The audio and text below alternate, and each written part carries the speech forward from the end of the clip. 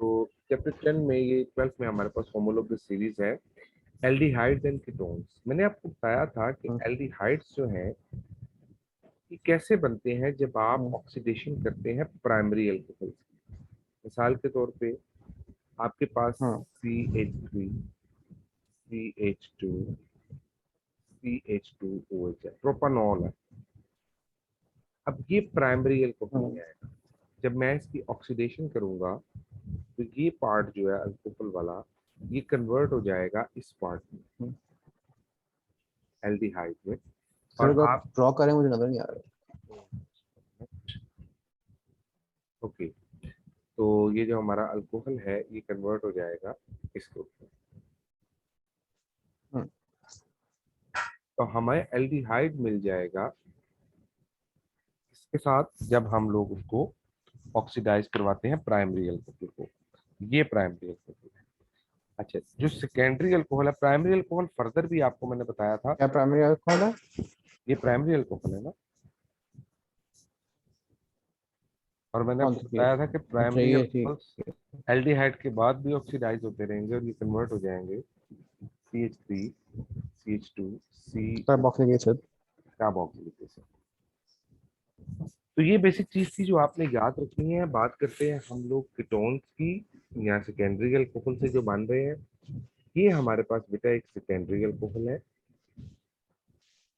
और हम primary, secondary और टर्शियरी को अपने बेसिक चैप्टर में पढ़ चुके हैं पिछले लेक्चर में। तो अगर हम इसको ऑक्सीडाइज करवाएंगे तो हमारा जो ये वाला ग्रुप है पूरा, दिस वन, ये कन्वर्ट हो जाएगा कार्बोनाइल ग्रुप में, और हमारे पास बाकी रिमेनिंग जो पोर्शन है वहाँ पर CH3 है। तो ये ग्रुप्स ऐड हो जाएगा तो ये कीटोन बन जाएगा। तो ketones can be form by the oxidation of secondary alcohols, and aldehydes are formed by the oxidation of primary alcohols. यहाँ से हम लोग इस कार्बोनाइल ग्रुप की बात करते हैं। याद रखेंगे कि इसमें हमारे पास कार्बोनाइल ग्रुप मौजूद है, और ये कार्बन डबल बॉन्ड ऑक्सीजन होते हैं, काफी स्ट्रॉन्ग बॉन्ड होता है और आसानी से ब्रेक डाउन नहीं होता। जब हम इनको नेम देते हैं तो हम लास्ट में AL का एडिशन करते हैं। जैसे मिथानल, एक कार्बन से मिथानल, जहाँ 2 कार्बन होंगे वहां इथानल आ जाएगा, जहाँ 3 कार्बन होंगे वहां प्रोपानल आ जाएगा, ब्यूटानल, पेंटानल। प्रोपेनॉल। तो आप एन की जो एंडिंग है उसको AL से रिप्लेस कर देते हैं, ये इसके अंदर हम लोग यूज करते हैं। इसी तरह प्रोपेनॉन है तो आप एन की एंडिंग को ओन से रिप्लेस कर देते हैं, प्रोपेनॉन, ब्यूटेनॉन, पेंटेनॉन वगैरह वगैरह। तो ये आपके पास सिंपल स्ट्रेटेजी थी, सॉरी है ये टेक्निक। यहाँ पर देखिएगा कि हमारे पास कंपाउंड है, इनको नेम देना आपने। तो इसको हम नाम देते हैं, ये वाला आपके पास एल्डिहाइड है, 1 2 3 4 5, 2 3 4 5 एंड 6। इसको हम क्या कहेंगे, हेक्सानल। इसी तरह इसका नाम देंगे तो ये यहाँ पर C डबल बॉन्ड हुआ है, तो इसका नाम होगा 1 2 3 4 5 6 7 8, 2 ऑक्टेनॉन, या ऑक्टा 2 ऑन। ये दोनों इसके मुख्तलिफ मेजर में मिलते हैं, दोनों ही तकरीबन ठीक कंसिडर किए जाते हैं। ये 2 क्यों लिखा ऊपर? तो उसकी पोजीशन है ना, जिस पोजीशन पर कार्बोनाइल कंपाउंड अटैच होता है। नहीं, पार्ट 1 में क्यों आपने 2 ऑक्टेनॉन किया? ऑक्टेनॉन में हमने ये बताना है ना कि वो किस पोजीशन पर है। क्या चीज किस पोजीशन पर है? हम ये बिल्कुल बताएंगे कि वो किस पोजीशन पर मौजूद है, यानी ये कार्बोनाइल ग्रुप किस पोजीशन पर है। ये ऐसे बना हुआ है ना, C डबल बॉन्ड हो, जी, तो ये पूछा था। फिर ये ऑक्टे 2 और फिर आपने 2 डिफरेंट वाले क्यों लिखे हैं? एक ही आंसर बात कौन सा है? होती है, दोनों एक ही बात होती है। कई लिटरेचर में ना उसको 2 ऑक्टेनॉन भी लिखा होता है, और कई लिटरेचर में ऑक्टा 2 ऑन भी लिखा होता है। ON ए कीटोन को रिप्रेजेंट कर रहा है ना, तो वो दोनों जगहों पर ये मौजूद है। हाँ ठीक है, तो आप इसको लिख जी। सकते हैं इस तरह भी। हाँ। Alright. यहाँ से बेटे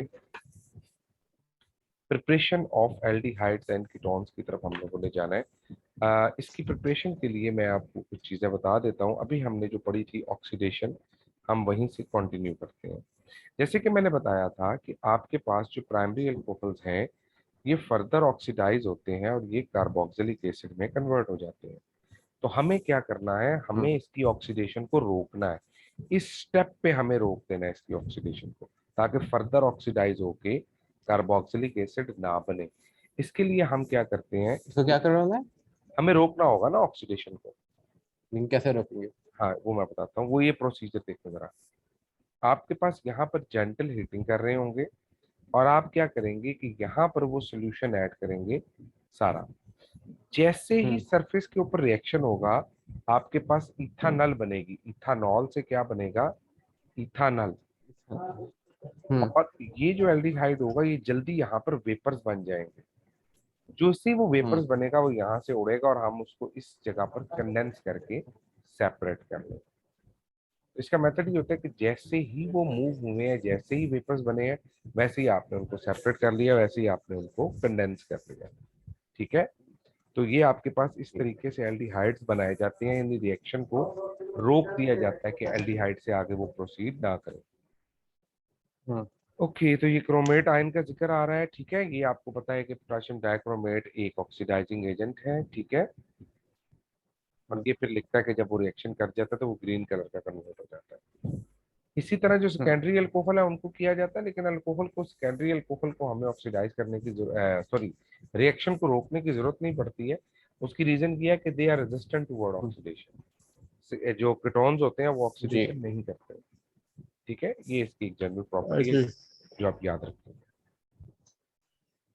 ये कुछ क्वेश्चंस हैं जो आपने सॉल्व करने हैं अपने तौर पे, गिव डिटेल प्रैक्टिकल। ओके,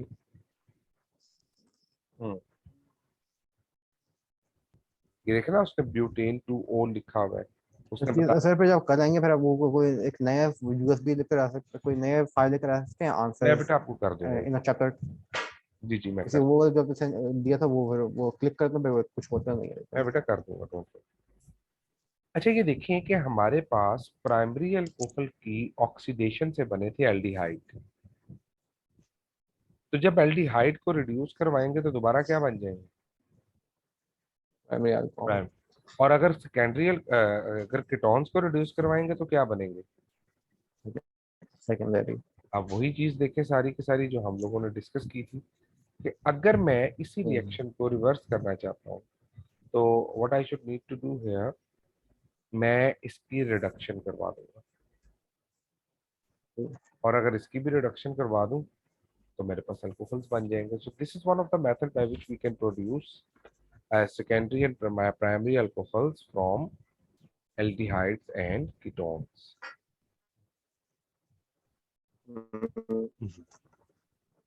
यहाँ से कुछ चीजें हैं आपने याद रखना है। इसके लिए आप कोई रिड्यूसिंग एजेंट यूज करेंगे। लिथियम एल्यूमिनियम हाइड्राइड इसका एक रिड्यूसिंग एजेंट है, और एक है सोडियम बोरोहाइड्राइड। ये यूज करते हैं ड्राई ईथर के अंदर, ये इसको वाटर के अंदर नहीं यूज करते। सोडियम बोरोहाइड्राइड को तो आप यूज कर सकते हैं, लेकिन लिथियम एल्यूमिनियम हाइड्राइड को आप ईथर में इस्तेमाल करते हैं। तो याद रखिएगा मैं ट्राई की सर। हाँ जी, लिथियम एल्यूमिनियम लेकिन क्या हाइड्राइड चीज़ के लिए यूज करते हैं? रिडक्शन के लिए ये रिड्यूसिंग एजेंट है। कई ड्राई सर क्या कीटोन है या क्या? अल्डिहाइड।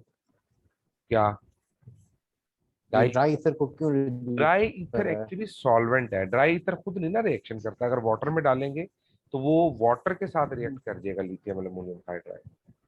तो आपने ऐसा रिएजेंट यूज, ऐसा सॉल्वेंट यूज करना होता है जो रिएक्शन में हिस्सा ना ले उस तरह से, सिर्फ रिएक्शन को फैसिलिटेट करे। ठीक है, तो अच्छा। ये लिथियम एल्यूमिनियम हाइड्राइड याद रखो कि ये कार्बोक्सिलिक एसिड ग्रुप को, ये क्या है, कीटोन है या अल्डिहाइड है?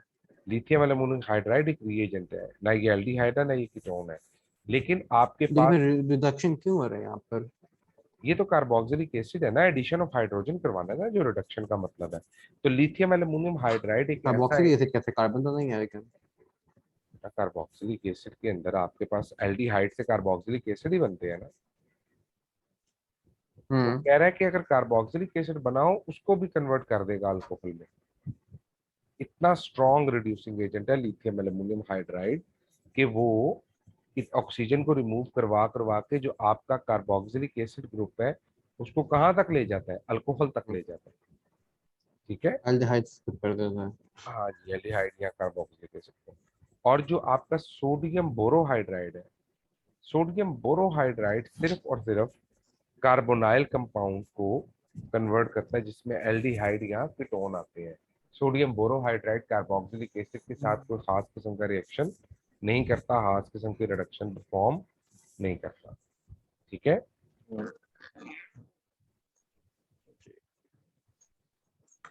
ओके। तो यहाँ से आपने कुछ चीजें जो है अपने जेन में रखने की, देख लो एल्डिहाइड को रिड्यूस करवा के एथेनॉल में कन्वर्ट कर रहा है और ये प्रोपेन टू ओल में उसको कन्वर्ट कर रहा है, सेकेंडरी अल्कोहल को। जी। जहां पर डबल बॉन्ड हुआ है वहां पर OH लग जाएगा। अच्छा, इसमें आपके पास न्यूक्लियोफिलिक एडिशन है। आपकी न्यूक्लियोफिलिक एडिशन क्या चीज है, मैं ये भी आपको ना ड्रॉ करता हूँ।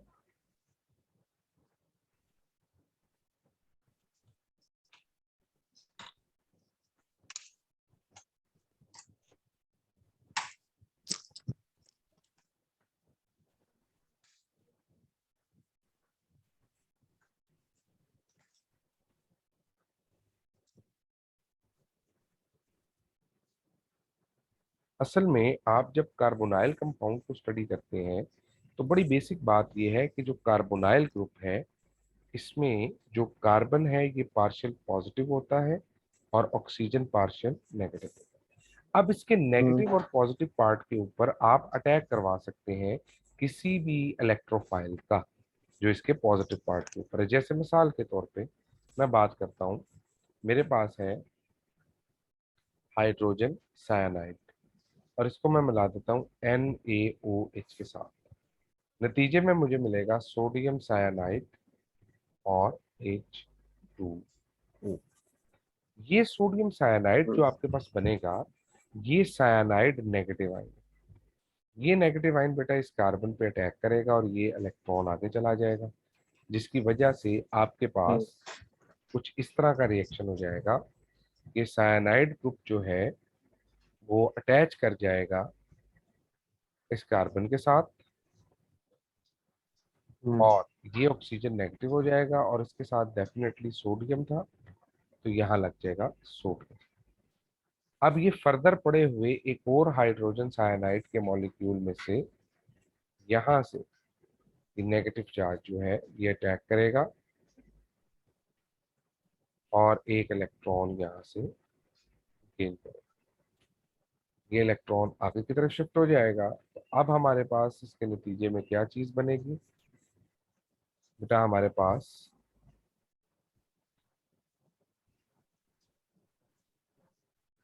कुछ ये चीज जो बनेगी। और ये जो साइनाइड ग्रुप है हमेशा याद रखना है कि साइनाइड ग्रुप को अगर आप मिला दें किसी H पॉजिटिव आयन के साथ in the presence of water तो आपके पास ये जो साइनाइड का ग्रुप होता है ये कन्वर्ट हो जाता है कार्बोक्सिलिक एसिड को।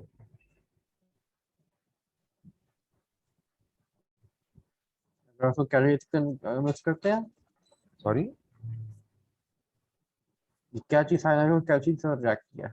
मैंने वाटर के साथ रिएक्ट किया है in the presence of acid. ये रिप्रेजेंट कर रहा है एसिड को और ये वाटर है। इन द प्रेजेंस ऑफ क्या? In the presence of acid, H positive का मतलब होता है एसिड।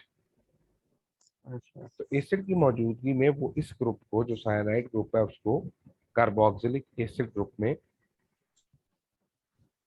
यूं साइनाइड को कन्वर्ट कर देगा। ठीक है, ये याद रखना है आपने पॉइंट। अच्छे, तो यहाँ से देख लेते हैं हमारी बुक में जो लिटरेचर में चीजें लिखी हैं। ये देखें जी साइनाइड, और ये देखें साइनाइड ग्रुप के बारे में वो लिख रहा है कि जब H पॉजिटिव और वाटर से मिलाते हैं तो वो कार्बोक्सिलिक एसिड में कन्वर्ट हो जाता है। ये बाय प्रोडक्ट है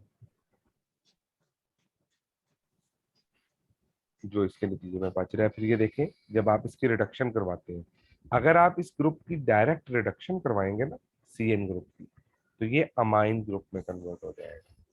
यानी सी ट्रिपल बॉन्ड एन जो होता है, जब उसमें हाइड्रोजन ऐड करवा दी जाती हैं, देखो ना 2 हाइड्रोजन इसके साथ ऐड होगी, 2 इसके साथ, तो ये NH2 ग्रुप में कन्वर्ट होता है।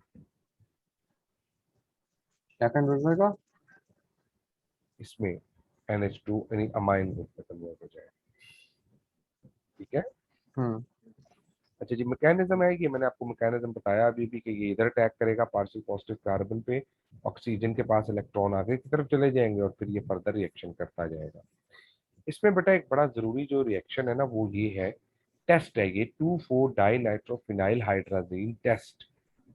तो ये टेस्ट होता है किसी भी एल्डिहाइड के लिए या कीटोन के लिए। अगर मैं इसको शॉर्ट लफ्जों में बताऊं, तो ये डिटेक्ट करता है वो कार्बोनाइल ग्रुप के किसी एल्डिहाइड के साथ है या कीटोन के साथ है। अब इस रिएक्शन में होता क्या है, आपके पास डाई नाइट्रोफिनाइल हाइड्राजीन है, ये देखें, ये इसका कलर याद रखिएगा कि जब ये रिएक्शन हो जाता है तो आपके पास ऑरेंज कलर के प्रेसिपिटेट बनते हैं, जिसका मतलब होता है कि उसने रिएक्शन कर लिया है। ये देखें, ये है फिनाइल हाइड्राजीन। कोई भी चीज का जब भी रिएक्शन ऑरेंज होता है? नहीं नहीं बेटा, वो इसके साथ जब एल्डिहाइड और कीटोन्स के साथ मिलेगा तब ऑरेंज कलर देगा। अब इधर जरा तवज्जो दे, ये है 2,4 डाई नाइट्रो फिनाइल, ये डाई नाइट्रो हो गया, फिनाइल हाइड्राजीन। तो याद रखिएगा कि ये कार्बोनाइल बॉन्ड का ऑक्सीजन और यहां से H मिलके क्या बना देंगे, क्या? यहाँ से H2 और यहाँ से कार्बोनाइल का ऑक्सीजन मिलके क्या बना देंगे, H2O। हम्म। और जब यहाँ से H2 निकल जाएगा तो ये नाइट्रोजन किससे डबल बॉन्ड बना लेगी, कार्बन। कार्बन के साथ। तो अगर मैंने आपसे पूछना हो कि बताएं भाई ये मेरे पास एक सोल्यूशन है, इसमें कोई एल्डिहाइड है या कीटोन नहीं है, तो आप क्या करोगे, आप इसके अंदर 2,4 डाई नाइट्रोफिनाइल हाइड्राजीन ऐड करेंगे और फिर देखेंगे कि क्या इसमें ऑरेंज कलर आता है अच्छा। या नहीं आता। सपोज इसके अंदर ऑरेंज कलर आ जाता है तो आप ठीक। याद रखिएगा कि इसका मतलब है उस जगह पर या उस सॉल्वेंट में या उस सोल्यूशन में जो एल्डिहाइड या कीटोन में से एक ग्रुप मौजूद है। लेकिन हमने देखना टिपिकल हमारे पास एल्डिहाइड है या हमारे पास कीटोन है। इसके लिए हम ये टेस्ट पढ़ते हैं जिसको सिल्वर मिरर टेस्ट या भी कहा जाता है। मैं आपको ये सिल्वर मिरर टेस्ट जो है ना ये दिखाता हूँ। एक्चुअली सिल्वर मिरर टेस्ट में हो क्या रहा है, क्योंकि इसकी थोड़ी सी केमिस्ट्री जो है ना वो इंटरेस्टिंग है, समझने वाली है। तो सिल्वर मिरर टेस्ट एक ऐसा टेस्ट है जिसके जरिए आप लोग एल्डिहाइड्स की प्रेजेंस को फाइंड आउट करते हैं। ये कीटोन्स के लिए नहीं होता, सिल्वर मिरर टेस्ट सिर्फ और सिर्फ एल्डिहाइड्स के लिए होगा। तो अभी देख लेते हैं जी इसको। तो ये आपके सामने स्क्रीन आ रही है ना, शेयर हो रही है, ये देखिए, ये टॉलन्स रिएजेंट टेस्ट ये लिखा हुआ है यहाँ पे।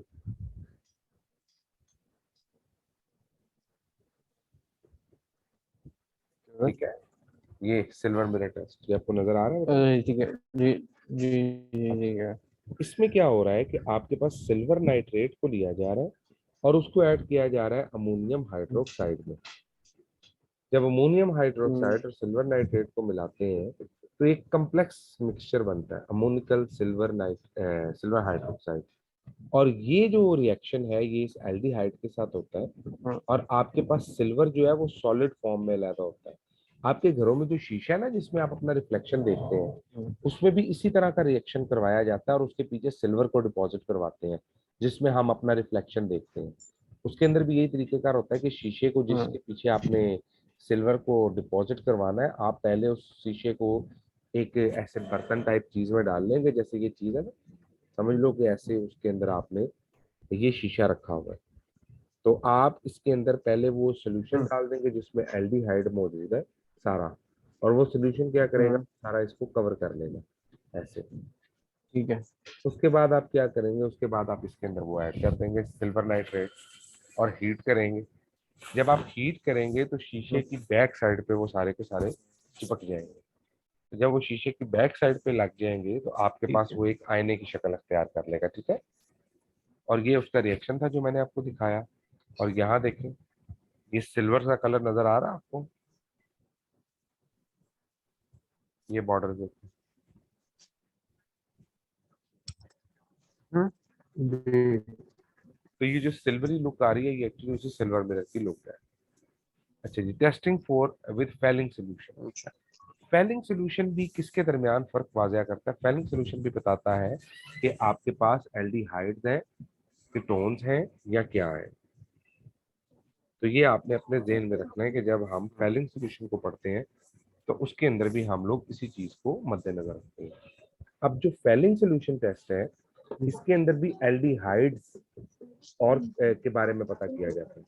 आपके पास इंक्लूशन क्या करता है फिर एल्डिहाइड के बारे में हम पता करते हैं कि आपके पास कोई कंपाउंड अगर एल्डिहाइड, है या नहीं है? जी, और उसके अंदर आप लोग बेटा कॉपर सल्फेट सोल्यूशन यूज करते हैं। कॉपर सल्फेट सोल्यूशन यूज करके उसको हीट करते हैं। अगर आपके पास ये ऑरेंज लाइक प्रेसिपिटेट आ जाए तो इसका मतलब है उसके अंदर एल्डिहाइड मौजूद है, और अगर आप इसको ऐड करें और कोई कलर ना आए तो इसका मतलब उसमें एल्डिहाइड मौजूद नहीं। नहीं। अच्छा जी, ये देखें, ये एक रिएक्शन क्वेश्चन है, आप इसको आई थिंक से सॉल्व कर लेंगे, ये बड़ा इजी है, I solve so many time. हाँ जी, ये बड़ा इंपॉर्टेंट रिएक्शन है, रिएक्शन ऑफ ट्राई आयोडाइड। इसको बेटा आयोडोफॉर्म टेस्ट भी कहते हैं और ये A2 लेवल तक आपके साथ चलना है, तो इसलिए इसको जरा तवज्जो से देखना है आपने। ठीक आयोडोफॉर्म है। टेस्ट क्या है? देखिए, जब कभी हम आयोडोफॉर्म का जिक्र करेंगे, पहली बात जो आपके जहन में आनी चाहिए ना, जिसमें आप कह लें, इसे हम ट्राई आयोडोमीथेन भी कहते हैं। इसके अंदर आप लोग पोटाशियम आयोडाइड, या आप यूं कह लें, आप सिंपल किसी बेस की मौजूदगी में आयोडीन और आप ऐड करते हैं ऑर्गेनिक कंपाउंड को। जब आपका रिएक्शन होता है तो आपको इसके नतीजे में, base plus iodine plus organic compound. हाँ, जो भी ऑर्गेनिक कंपाउंड है जिसमें आप रिएक्शन कर रहे हैं, जब आप ये रिएक्शन करते हैं तो जगह वो क्या आपको इस रिएक्शन में, यहाँ देखेंगे, इस रिएक्शन में आपको येलो कलर मिलेगा, येलो रंग के प्रेसिपिटेट मिलेंगे। और येलो प्रेसिपिटेट अगर बनेंगे तो वो किस चीज के बनेंगे? वो बनेंगे CH3 के। पहली बात ये याद रखनी है कि आपके पास CH3 अगर बनेगा तो कौन सा बनेगा? जो कि आपके पास आयोडोफॉर्म होगा, यानी CH3 का बनना आयोडोफॉर्म है, और इसके अंदर येलो पिपिडीज आते हैं। यानी बिल्कुल ऐसे ही है कि आपके पास ये एक टेस्ट ट्यूब है और इस मतलब टेस्ट जब भी आप tube base plus iodine plus organic compound, organic compound आपको येलो प्रेसिपिटेट मिलता है। ऑर्गेनिक कंपाउंड कोई भी हो सकता है, मैं आपको भी बताता हूँ कि वो कौन सा ऑर्गेनिक कंपाउंड हो सकता है, लेकिन फिलहाल आपने फोकस ये करना है कि जब आप उसमें जो ऑर्गेनिक भी हो। कंपाउंड ऐड करेंगे जी, तो आपके पास उसमें येलो कलर के प्रेसिपिटेट बनेंगे। अब ये ऑर्गेनिक कंपाउंड कौन सा है इसके ऊपर हम डिस्कशन करते हैं, कौन से ऐसे ऑर्गेनिक कंपाउंड है। इसमें रूल ऑफ थंब याद रखना है, वो ऑर्गेनिक कंपाउंड जो एक कार्बोनाइल के साथ ये ग्रुप लगाओ सी, यहाँ पर कौन सा ग्रुप है हमें इससे मतलब नहीं है, हमें किससे मतलब है? हमें सिर्फ और सिर्फ इस चीज से मतलब, कार्बोनाइल के साथ डायरेक्टली ये अटैच होना चाहिए, ठीक है। अच्छा, तो जो जो आपके पास कंपाउंड जिनमें कार्बोनाइल के साथ CH3 अटैच है, तो वो क्या करेंगे? वो आयोडोफॉर्म टेस्ट पॉजिटिव देंगे। पॉजिटिव मीन्स कि येलो कलर बनेगा। अच्छा, मिसाल के तौर पे मैं इसकी बात करता हूँ, CH3 C double bond ONH, जी, क्या ये आयोडोफॉर्म बनाएंगे? गिर देंगे फिर क्या होगा? ये जो मैंने आपके सामने कंपाउंड बनाया, बताएं क्या ये आयोडोफॉर्म बनाएगा? आयोडोफॉर्म टेस्ट करेगा? नहीं तो क्या होगा? आप देखो, इसमें ये आ रहा है CH3 कार्बोनाइल ग्रुप के साथ, ये वाला ग्रुप आ रहा है इसमें, जी। ये टोटल जो मैं हाईलाइट करने लगा, आ रहा है? अगर आ रहा है तो ये टेस्ट परफॉर्म करेगा। अच्छा, पूछ रहा नेगेटिव अगर होगा फिर क्या होगा? नेगेटिव मीन्स अगर वो टेस्ट नहीं आएगा तो फिर वो उसका मतलब है ये वाला एल्डिहाइड नहीं है। अच्छा फर्ज करें एल्डिहाइड ये वाला हो, तो क्या ये वाला एल्डिहाइड इस टेस्ट को पॉजिटिव देगा? इधर देखें, कार्बोनाइल के साथ एक कार्बन अटैच है, दो है।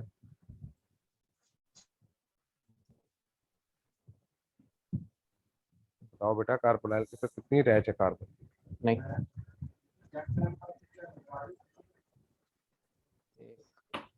जी बेटा,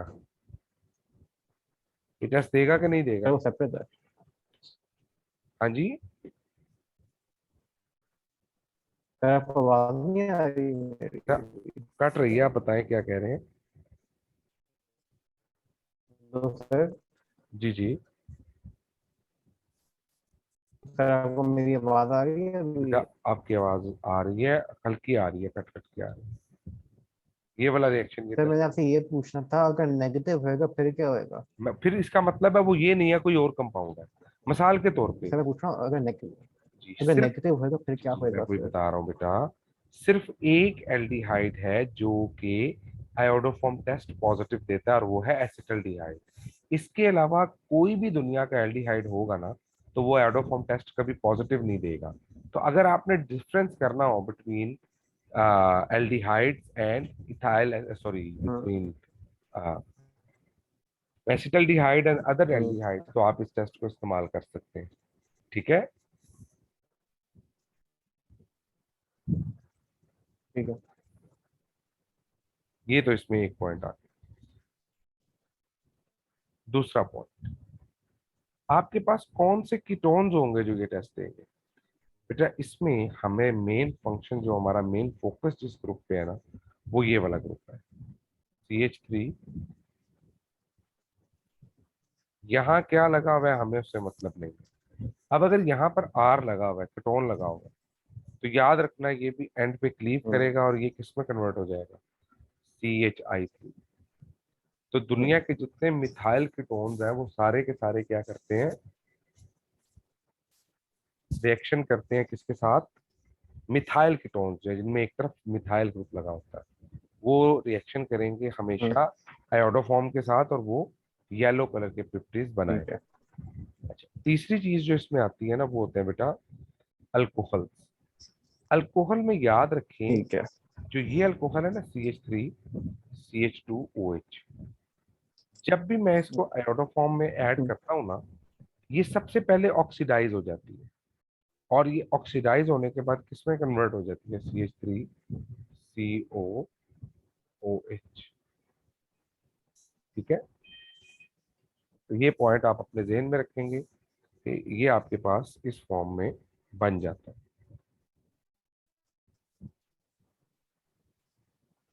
हम्म। एल्डिहाइड में। हम्म। और फिर ये जो कंपाउंड है, ये फर्दर आयोडोफॉर्म टेस्ट दे सकता है। इसमें जो सेकेंडरी अल्कोहल्स है ना,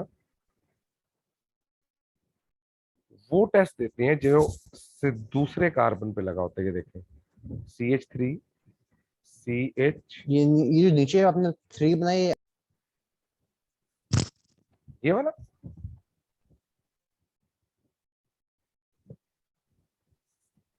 तो ये देखें, अगर यहाँ पर अल्कोहल लगा हो, सर मैं नंबर थ्री के बारे में बात कर रहा हूँ। हाँ जी नंबर 3 में, ये मैं इथाइल अल्कोहल की बात कर रहा हूँ, कि इथाइल अल्कोहल जो है वो पहले कन्वर्ट सर। होता है। जी जी।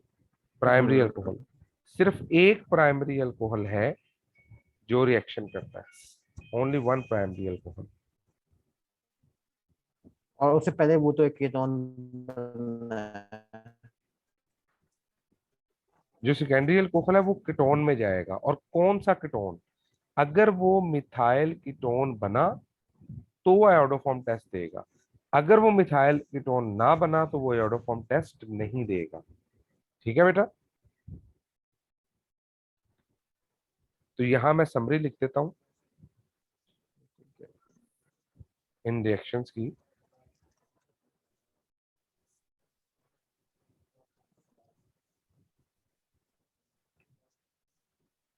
सबसे पहला पॉइंट, कौन रिएक्शन करेगा? जो एसिटल डिहाइड। दूसरे में कौन रिएक्शन करेगा?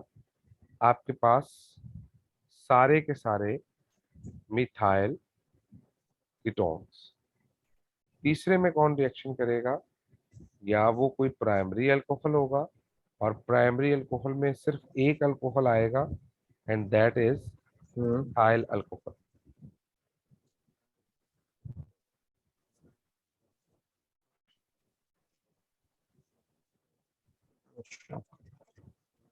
इथाइल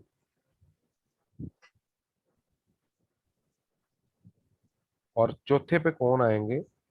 सारे के सारे टू ओल्स, यानी वो अल्कोहल जिनमें सेकंड पोजीशन पे OH ग्रुप लगा हुआ है। ठीक है, वो सारे के सारे मिथाइल कीटोन में कन्वर्ट होंगे जब इसकी ऑक्सीडेशन होती है। अच्छा, जब इथाइल अल्कोहल की ठीक ऑक्सीडेशन है। होती है तो ये एसिटल्डिहाइड में कन्वर्ट होता है। ठीक है, इथानल में कन्वर्ट होता है। एक ही बात है, ठीक है। चाहे इथानल लिख दूं, चाहे इथाइल एल्डिहाइड लिख दूं, एसिटल्डिहाइड लिख दूं। और टू ओल्स जो है ये कन्वर्ट होते हैं मिथाइल कीटोन्स में। जी ओके सर, इनके सारे पिक्चर सेंड कर देना। जी बेटा, ये मैं कर देता हूँ अभी आपको। वैसे तो आपको ये मिल जाएगा यूट्यूब पे भी, मैंने अपलोड कर देना है, तो वहां से भी आप अपनी रिवीजन के लिए सुन सकते हैं। खैर, मैंने पिक्चर सेंड कर दी आपको। ऑल राइट, तो यहाँ से बेटा ये ऑब्जेक्टिव है जो आप याद रखेंगे। ओके बेटा, ये काफी इंपॉर्टेंट क्वेश्चंस हैं, इनकी एक बार प्रैक्टिस करनी है आपने अपने होम टास्क के लिए। यहाँ से आ जाए इंफ्रारेड स्पेक्ट्रोस्कोपी के ऊपर। मैं जरा थोड़ा सा IR स्पेक्ट्रोस्कोपी के बारे में थोड़ा सा आपको डिटेल में बताता हूँ। स्पेक्ट्रोस्कोपी एक्चुअली होती क्या है।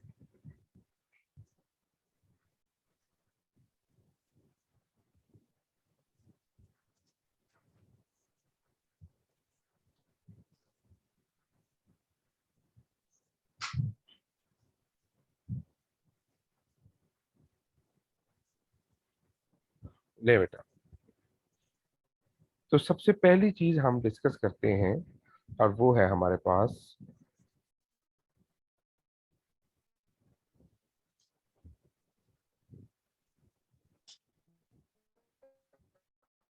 बेटा लाइट की डिफरेंट वेवलेंथ होती हैं, और डिफरेंट वेवलेंथ जो लाइट की हैं वो डिफरेंट किस्म की ये पैदा करती हैं, जो हमारे पास एनर्जी बैंड्स होते हैं।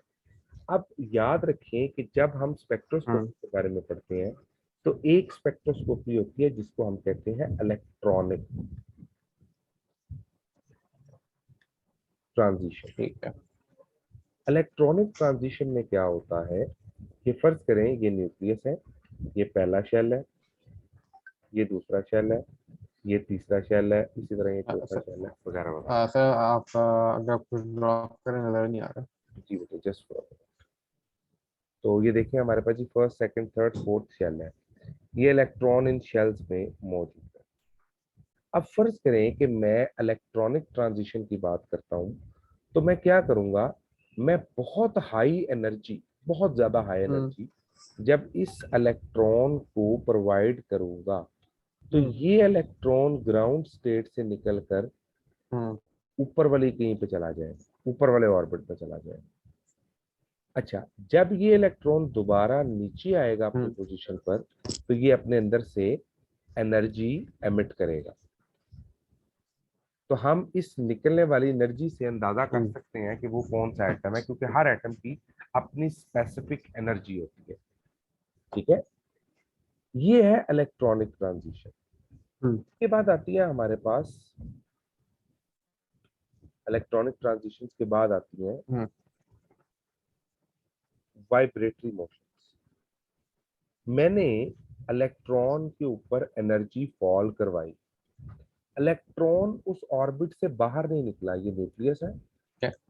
ये फर्स्ट ऑर्बिट, ये देखिए ये सेकंड ऑर्बिट, इसी तरह ये थर्ड ऑर्बिट। मैंने इसके ऊपर एनर्जी फॉल करवाई, यहाँ इलेक्ट्रॉन था। अब जब इसके ऊपर एनर्जी फॉल हुई तो ऐसा नहीं हुआ कि ये इलेक्ट्रॉन बाहर निकल गया हो या किसी और जगह चला गया, बल्कि ये अपने ऑर्बिट में ही रहा, वो लेकिन वाइब्रेट हुआ। वाइब्रेशन शुरू कर दी। ठीक है, तो आपके पास ये वाइब्रेटरी मोशंस जो है, ये मॉलिक्यूल्स के दरमियान में ऐसे वाइब्रेशन स्टार्ट हो जाएंगे।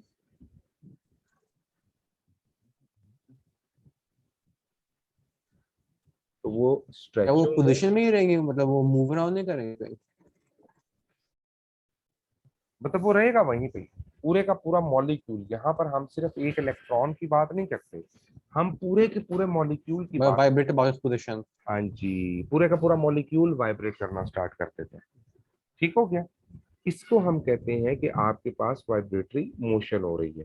ठीक है, और उसमें मुख्तलिफ ग्रुप्स की मुख्तलिफ किस्म की वाइब्रेशन होती हैं। आपने उनकी वाइब्रेशन से अंदाजा करना होता है कि ये कौन सा ग्रुप है। मिसाल के तौर पे मैं यहाँ बात करता हूँ, ये तो मैंने समझाने के लिए जस्ट आपको बताया कि जैसे ये इलेक्ट्रॉन यहाँ पे बाहर निकल जाए तो यहाँ वाइब्रेट करना शुरू हो जाए। एक्चुअली वो पूरे का पूरा जो ग्रुप होता है ना, पूरे का पूरा जो बॉन्ड होता है, वो वाइब्रेट करता है। इसकी मुख्तलिफ किस्म की मोशंस होती हैं, बट हम अभी उसकी डिटेल में नहीं जाएंगे क्योंकि हमने स्पेक्ट्रा को एनालाइज करना है। अच्छा, फर्ज करें कि अगर हमारे पास कार्बोनाइल ग्रुप है, ये देखें सी डबल बॉन्ड ओ, तो मेरे पास जो ग्राफ में वैल्यू आएगी, देखो एल्डिहाइड्स एंड कीटोन्स अगर हो तो इसकी वैल्यू कितनी आ रही है, 1670 से 1740 तक। हम्म। और देखें हम्म। यहाँ पर वो कहता है एब्जॉर्प्शन कितनी होगी, यानी वो कितनी एनर्जी एब्जॉर्ब करेगा। एस का मतलब है हम्म। स्ट्रॉन्ग, यानी वो बहुत ज्यादा एनर्जी एब्जॉर्ब करेगा। अगर वो बहुत जी। ज्यादा एनर्जी एब्जॉर्ब करे तो ग्राफ यूं बड़ा स्टीप होता है, और अगर वो कम एनर्जी एब्जॉर्ब करे तो ग्राफ यूं होता है। वो दब जाएगा। हाँ जी, ये आपके शेप्स याद रखनी है। अच्छा, हम डायरेक्टली इसकी प्रैक्टिकल एप्लीकेशन को देखते हैं। यहाँ आ जाए, ये देखें जरा, इस ग्राफ में एब्जॉर्प्शन जरा देखें कि एब्जॉर्प्शन कहाँ हो रही है। ये देखें, क्या इस ग्राफ में जो हमारे सामने मौजूद है, ये देखो 1700 पे वाइब्रेशन हो रही है, ये 1500, 1600, 1700, तो ये किसको रिप्रेजेंट कर रहा हम्म। है, ये इस ग्रुप को रिप्रेजेंट कर रहा है। अच्छा, एक हम्म। एब्जॉर्प्शन ये भी हो रही है आपकी, तो 3000 से 3200 के दरमियान में। अब्जॉर्बेंस क्या है ये? एब्जॉर्बेंस जब एनर्जी इस पे फॉल करती है ना, जब इस पे वेवलेंथ कोई भी मतलब एनर्जी, वो कितनी एनर्जी अब्जॉर्ब कर रही है? हाँ, तो वो कितनी एनर्जी एब्जॉर्ब कर रही है। ठीक है, इंफ्रारेड रीजन में, ये इंफ्रारेड एक्चुअली ना स्पेक्ट्रोस्कोपिकल रीजन होते हैं। एक मिनट रुके, मैं आपको जरा ये भी हम्म। बता ही देता हूँ ताकि आपको स्पेक्ट्रोस्कोपी के हवाले से याद रहे। energy,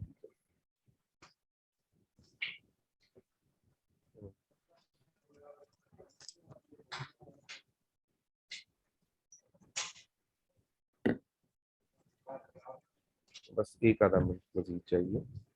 ये देखिए,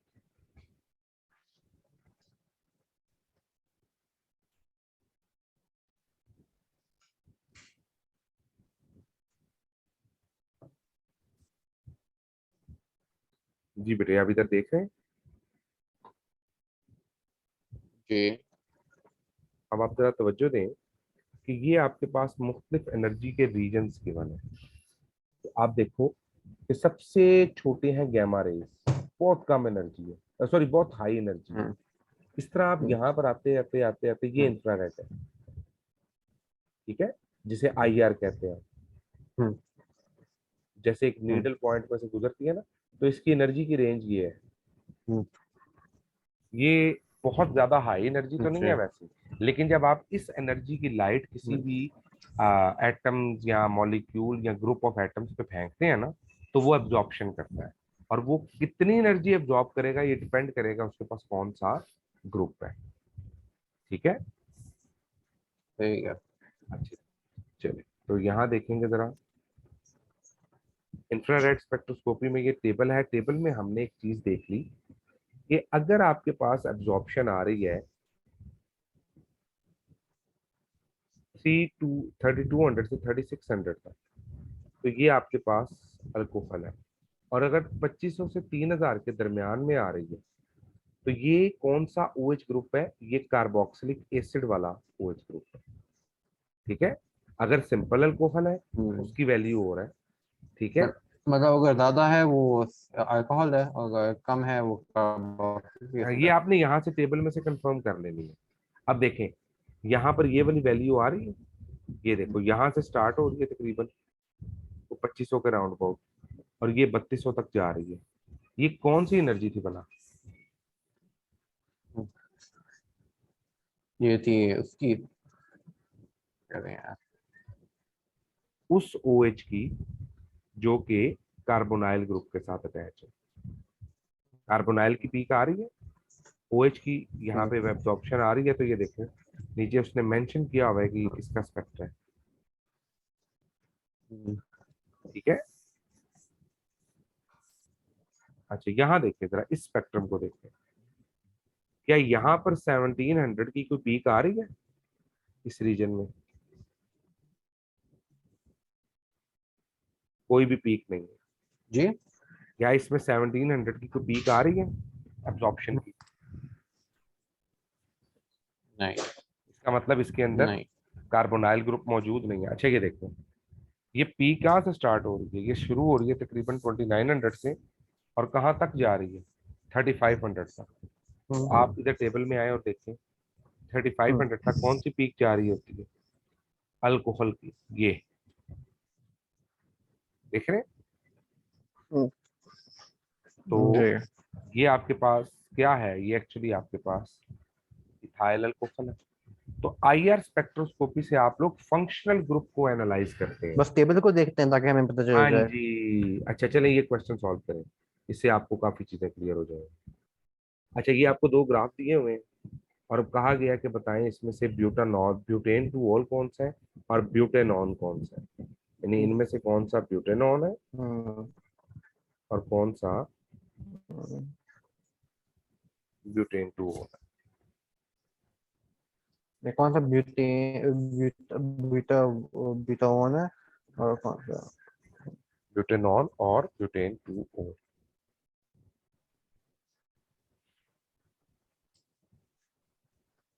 कभी टेबल दिखा दे। अच्छा, जस्ट फॉर अ मिनट।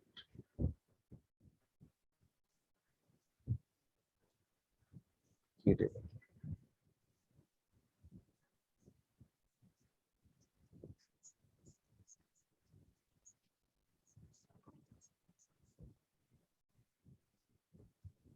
जी बेटा अब समझे?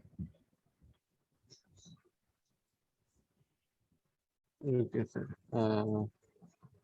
कीटोन ठीक है, 1670 टू 1740। हम कैसे बता आंसर कैसे करेंगे क्वेश्चन ए को, मतलब कैसे पिन पॉइंट करेंगे कौन सा आप है? देखें ना, ये कार्बोनाइल ग्रुप की पीक आ रही है, ये देखो 1700 के पास। हम्म हम्म इसका मतलब इसमें कार्बोनाइल ग्रुप है। तो कार्बोनाइल ग्रुप किसमें होता है? ब्यूटेनॉन में होता है। हाँ। नहीं ये तो ब्यूटा, ये है ना बेटा ब्यूटेनॉन, और ये होता है आपके पास तो ब्यूटेन ये टू। ब्यूटानॉल नहीं है।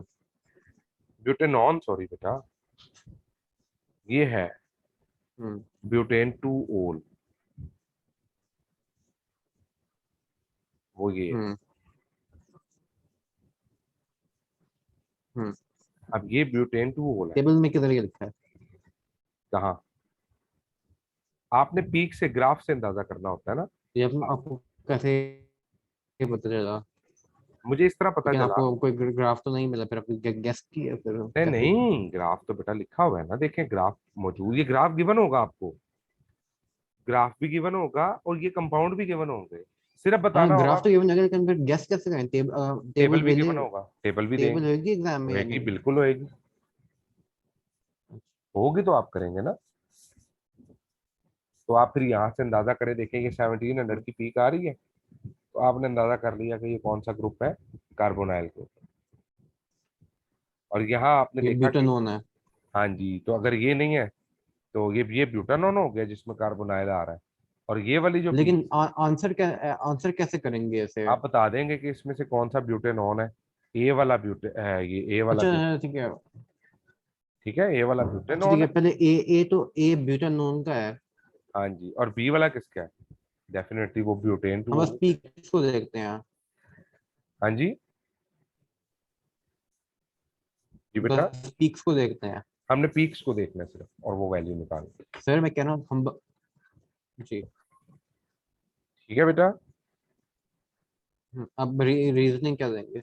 रीजन में देखिए, आप कहेंगे there is a carbonyl group presence a sharp peak at 1700 represents a carbonyl group present. So there is no carbonyl group in butane 2-ol. Hence the compound A is butanol, while the compound B shows a strong peak at 3000 to 3500 per centimeter. It means it is hmm, hmm, alcoholic peak, or this is representing a free alcohol. That's it. इसकी बेटा थोड़ी सी practice करनी पड़ेगी आपको, तो हो जाएगा। ये देखें, इसकी एक्सरसाइज में क्वेश्चन गिवन है। ये मुझे आखिरी पार्ट जो है ये चैप्टर का, ये मुझे ज्यादा समझ नहीं आया। कौन सा बेटा? ये जो इस चैप्टर का है। ये देखे ना, आपने कुछ भी नहीं करना, टेबल आपके सामने होगा, सिर्फ आपने देखना है कि पीक्स कहाँ कहाँ पर आ रही हैं। अगर आपको कंपाउंड भी गिवन होगा, आपने दोनों कंपाउंड के स्ट्रक्चर बना लेने हैं। फिर आपने देखना है कि हम्म, अगर उसके अंदर ये वाला ग्रुप होगा तो कितनी एब्जॉर्प्शन होनी चाहिए।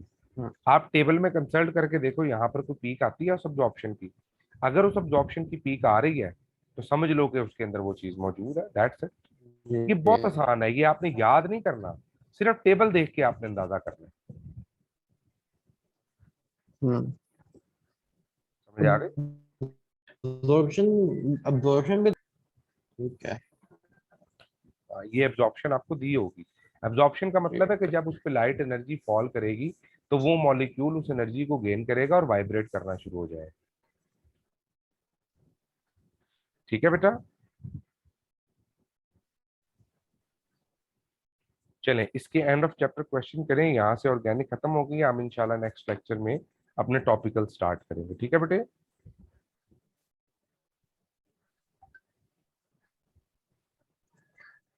ओके बेटा, टेक केयर, अल्लाह हाफिज।